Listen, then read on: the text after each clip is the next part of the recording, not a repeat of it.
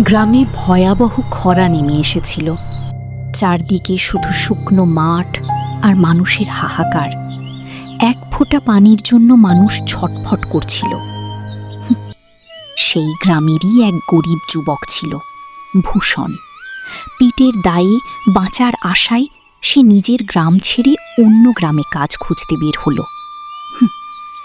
হাঁটতে হাঁটতে সে পৌঁছে গেল বিজয়পুর গ্রামে। না ছিল থাকার জায়গা, না ছিল কোনো কাজ। ক্ষুধার্ত আর ক্লান্ত অবস্থায় সে গিয়ে দাঁড়াল ধনী কৃষক জগৎ শেঠের সামনে। শেঠজি, আমাকে একটু কাজ দিন, আমাদের গ্রামে খরা পড়েছে।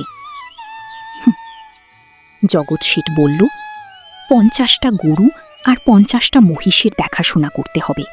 খুব কষ্টের কাজ, মাসে 200 টাকা আর দুবেলা খাবার পাবা।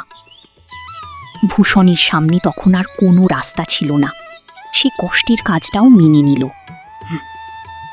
থাকার জায়গা না থাকায় সে লাজুক গলায় বলল, শেঠজি, আমি কি গোয়াল ঘরেই থাকতে পারি? জগৎ শেঠ রাজি হয়ে গেল। সেদিন থেকে শুরু হলো ভূষণের কঠিন জীবন।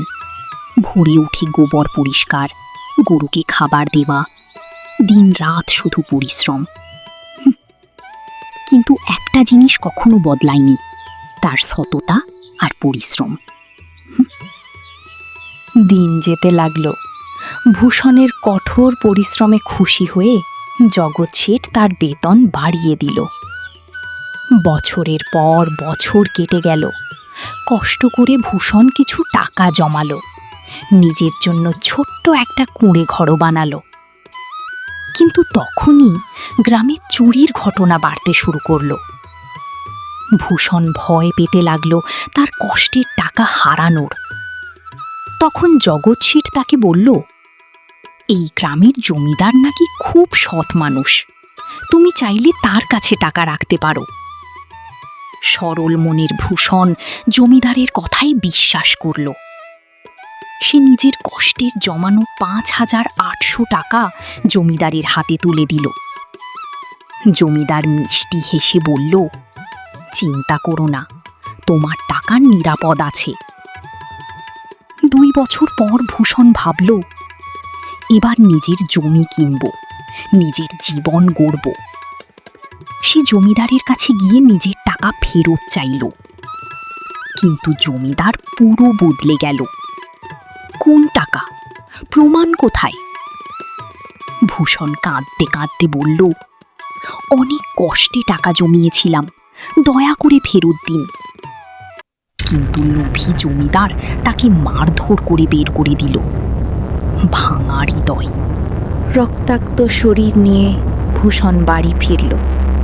তার চোখে তখন শুধু হতাশা আর কান্না। সব শুনে জগৎ শেঠ খুব কষ্ট পেল।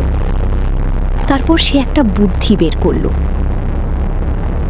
পরের দিন সে অনেক টাকা ভর্তি একটা স্যুটকেস নিয়ে জমিদারের বাড়িতে গেল। জমিদারজি, আমি ব্যবসার কাজে বাইরে যাচ্ছি, এই টাকা আপনার কাছে রাখতে চাই। লোভে জমিদারের চোখ চকচক করে উঠল।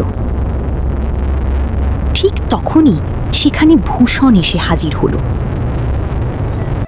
জমিদার ভয় পেয়ে গেল, কারণ সে বুঝে গিয়েছিল যদি ভূষণের টাকা না ফেরত দেয় তাহলে জগৎ শেঠও তার টাকা রাখবে না। তাই সাথে সাথেই সে ভূষণের 5,800 টাকা ফেরত দিল। ভূষণের চোখে তখন আনন্দের জল। জগৎ শেঠ হাসতে হাসতে বলল, যে মানুষ সততা আর পরিশ্রম দিয়ে টাকা উপার্জন করে, ভগবান কখনো তার ক্ষতি হতে দেন না। আর যে অন্যের হক মেরে খায়,